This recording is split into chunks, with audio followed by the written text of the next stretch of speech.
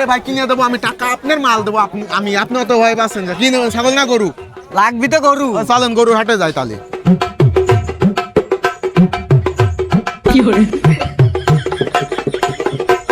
আরে ভাই আপনি নিয়ে আসে, আপনি খালি গরু দেখেন না, কোয়ালিটি খুব সুন্দর সুন্দর গরু। এই দে ভাই, ভাই এই যে এটি দেখেন, এই গরুটা মনে করেন যে একদম কোরা হবে। আরে ভাই এ তো আপনি গাই গরু দেখাচ্ছেন।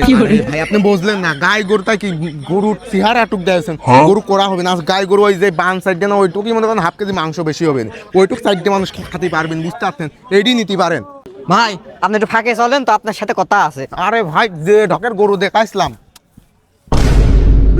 ভাই মাফ করে দেন ভাই, কোথা গায়ে দেখ, কোথা গায়ে দেখ, দালালি শিখেছে কিটা? ভাই হ্যাঁ?